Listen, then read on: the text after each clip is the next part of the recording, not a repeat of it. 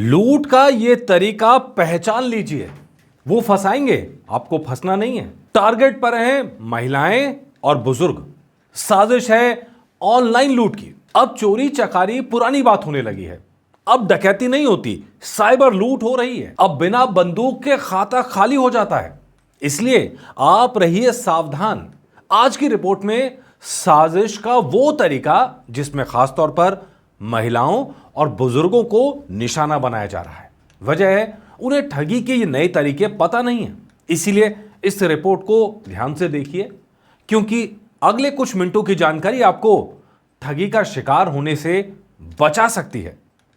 Cyber लूट के रोज नए नए तरीके सामने आ रहे हैं। जब से मोबाइल खाते से कनेक्ट हुआ है, तब से साइबर ठग हर कोशिश में रहते हैं कि आपके मोबाइल के अंदर पहुंच जाएं, और अगर एक बार ऐसा हुआ तो आपके जीवन भर की कमाई वो ले उड़ते हैं। यह घटना है देश की राजधानी दिल्ली की। पर ध्यान रखिएगा, यह कहीं भी हो सकती है। ठगी का यह तरीका थोड़ा कॉमन है, यह कई बार इस्तेमाल हो चुका है, किसी के साथ भी हो सकता है। और इससे बचने के लिए आपको बस ठगी के इस तरीके को समझना है, पहचानना है। जब तक पीड़ित की अनुमति ना हो, हम उनका नाम नहीं दिखाते, इसलिए इस घटना में नाम बदल दिया गया है। मिस्टर राम कुमार ईस्ट दिल्ली के कारोबारी हैं। वो घर बैठे थे। एक दिन उनके पास कॉल आता है। हेलो सर, मैं मोबाइल कंपनी से बोल रहा हूँ। हाँ जी, कहिए। सर, हमारा सिस्टम बता रहा है कि आपके नेटवर्क में दिक्कत आ रही है। हाँ, मैंने कई बार कंप्लेंट भी की है। बिल्कुल सर, उसी कंप्लेंट पे हमने ये एक्शन लिया है और आपका सिम अपग्रेड कर रहे हैं। ध्यान रखिएगा, कभी अनजानी कॉल पर यकीन ना करें। अपनी तरफ से कोई बात ना बताएं। जैसे आपने कंप्लेंट की थी या नहीं की थी, आपको बताने की क्या जरूरत है। आपने ये किया, आपने वो किया, आपको क्यों बताना है। उन्हीं बातों को पकड़कर वो अपना जाल बुनने लगते हैं। यहां जाल फेंका गया सिम अपग्रेड का। सर, यहाँ तक आपकी सिम 4G थी, बट अभी से हम 5G में अपग्रेड कर रहे हैं। लेकिन इससे होगा क्या? सर, इससे आपका नेटवर्क फास्ट हो जाएगा और अभी तक जितनी भी दिक्कत आ रही है वो सारे सॉल्व हो जाएंगे। सर, ये तो आपको पहले कर देना चाहिए था। जी, हम आपकी सारी प्रॉब्लम सॉल्व कर देंगे, बस आपको थोड़ा सा कोऑपरेट करना पड़ेगा। बस यही कॉपरेट वाली बात सबसे खतरनाक है। अक्सर साइबर ठग मीठी मीठी बातें करते हैं, वो कॉपरेट करने के लिए कहते हैं। दरअसल वो आपको अपनी ठगी में कॉपरेट करने का लालच दे रहे होते हैं। दरअसल वो आपको आपका खाता खाली करने के लिए कॉपरेट करने को कह रहे होते हैं। एक बार आप उनकी बातों में आए नहीं कि अकाउंट खाली। आप अपने फ़ोन सेटिंग्स में जाइए, वहाँ आपको आपका सिम अपग्रेड करने का ऑप्शन दिख रहा होगा। नहीं, मुझे इसमें कुछ दिख नहीं रहा है। अच्छा, एक बार फिर चेक करिए। नहीं नहीं, मुझे ऐसा कुछ नहीं दिखाई दे रहा है। ओके, फिर मुझे यहीं से आपकी हेल्प करनी होगी। आप एक काम करिए, मैं एक एप्लीकेशन बता रहा हूँ, उसे आप डाउनलोड कर लीजिए। जाहिर तौर पर किसी के लिए भी, किसी आम इंसान के लिए इतनी टेक्निकल बातें समझना आसान नहीं होता। इसी का फायदा ये साइबर ठग, ये जालसाज, ये धोखेबाज उठा लेते हैं। जैसे इन्हें अंदाजा हो जाता है कि आपको टेक्निकल नॉलेज नहीं है, आप टेक्निकल चीजों में फंस गए हैं, तो ये तुरंत ही मदद ऑफर कर देते हैं और फिर ऐसा जाल बुनते हैं कि आप निकल नहीं पाते। आप एक काम कीजिए, आप एक ऐप डाउनलोड कीजिए। राइट साइड पे 3 लाइन दिखाई दे रही होंगी। इसके बाद आपको सिम का ऑप्शन दिखेगा। लेकिन मुझे कुछ समझ नहीं आ रहा है कि इसमें हो क्या रहा है। आप बिल्कुल चिंता मत कीजिए, अब कोई टेंशन नहीं होगी। हमारी बैकएंड टीम अब सब संभाल लेगी। अगले 24 घंटे में आपका सिम अपग्रेड हो जाएगा। लेकिन 24 घंटे क्यों लगेंगे? वो क्या है ना, 5G अपग्रेडेशन के समय थोड़ा सा टाइम लगता है, तो तब तक के लिए आपका फ़ोन बंद रहेगा। 5G अपग्रेड होते ही आपका फ़ोन वापस से चालू हो जाएगा। लेकिन फ़ोन बंद करना ज़रूरी क्यों है?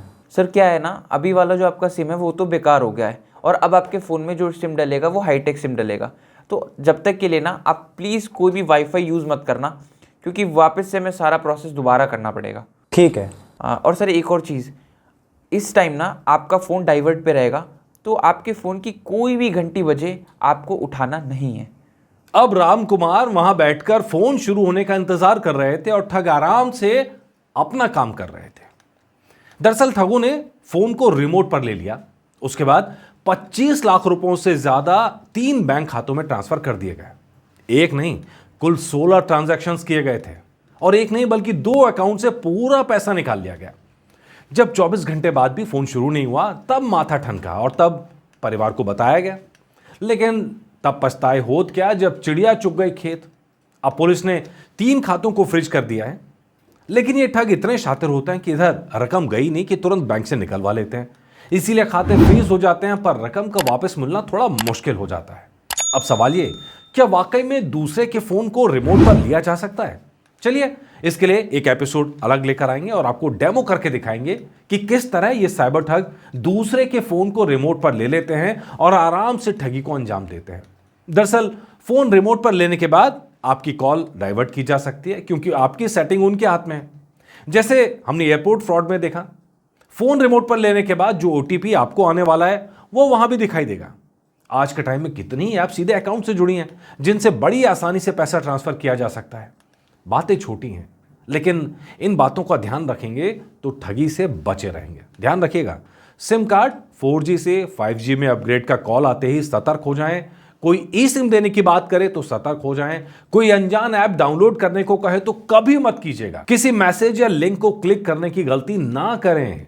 अपनी तरफ से कोई भी बैंक संबंधी डिटेल या ओटीपी शेयर ना करें।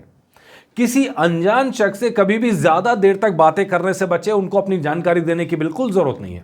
और अगर ठगी हो जाए तो 1930 या www.cybercrime.gov.in पर कंप्लेंट करें। बहुत सारे लोग कहते हैं कि कंप्लेंट करने से क्या होगा, कुछ नहीं होता है। सॉरी, ये गलतफहमी दूर कर लीजिए।